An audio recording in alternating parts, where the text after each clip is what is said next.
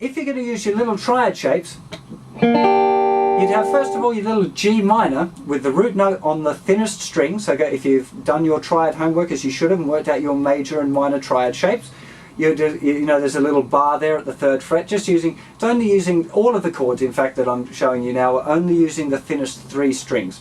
So you'd have here your little G minor based around the 3rd fret, A sharp the sheriff, and then C minor, which would be frets 5, 4, 3. But I did not shoot no deputy. Back to G minor. I shot the sheriff.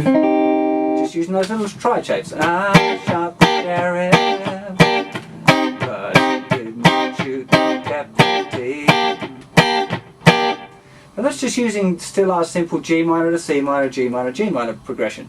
If you've done your homework and you really sussed it out properly, you'll also know that we can play those 2 chords further up the neck. So we could have the G minor up here, which is using the 7th fret, 8th fret and 6th fret, that's the G minor shape. And we could use C minor, which would be 8, 8, 8. Of course, I'm still talking about top 3 strings. So you could have I shot the sheriff, but I did not shoot the deputy.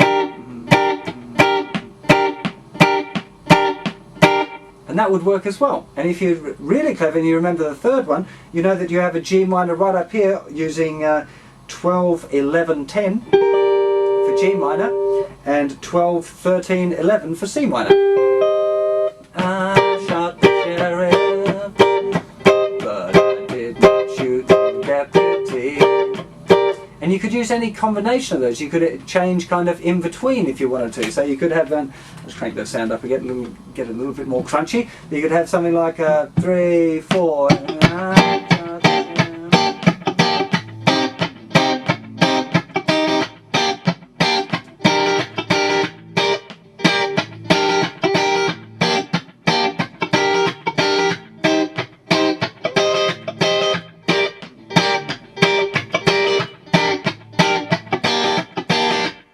So therefore, you can see I'm using kind of a few of those different chord shapes. It's still going G minor, C minor, G minor, but you can experiment with using all of those different triad shapes. It's really, really good fun, especially if you've got someone else playing guitar that can do kind of the big chords. Get you may going,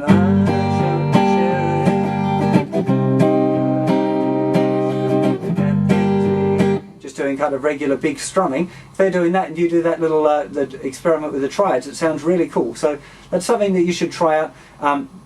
I was just showing you then, of course, the chorus sequence, but exactly the same thing works for the verse sequence. So you look at the sequence here, you've got E flat to D minor, going to G minor. You could do E flat here, this is around the kind of the 6th fret, this is going 8, 8, 6. That's E flat with the root note on the 3rd string, then to D minor with the root note on the 3rd string as well. And then go to G minor down there. That's a nice sounding one.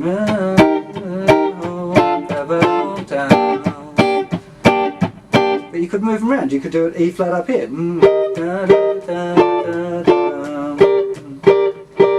You could change it. You go in my hometown.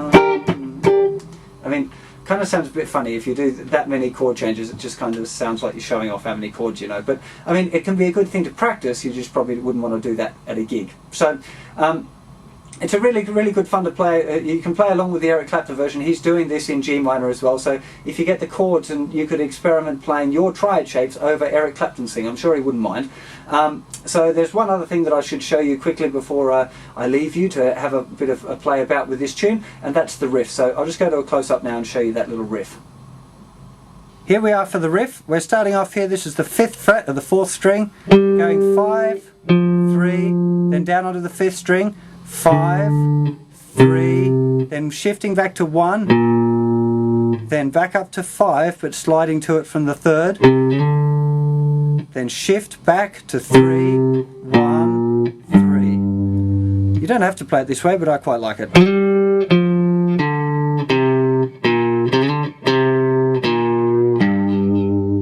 And again.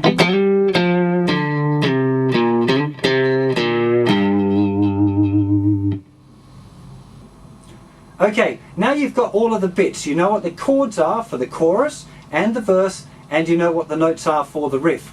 So definitely the next thing you should be doing is listening to the Eric Clapton one, listening to the Bob Marley one, trying to feed off that rhythm, try and work on that playing on the offbeat with a down pick.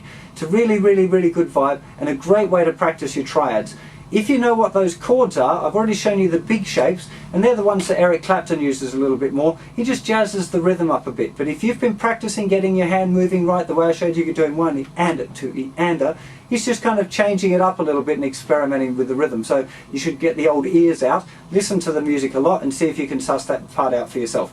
But the main reason, again, have a go at experimenting with those triads. It's lots of fun when you get into it. So, hope you enjoyed that. Please subscribe to the channel if you don't already.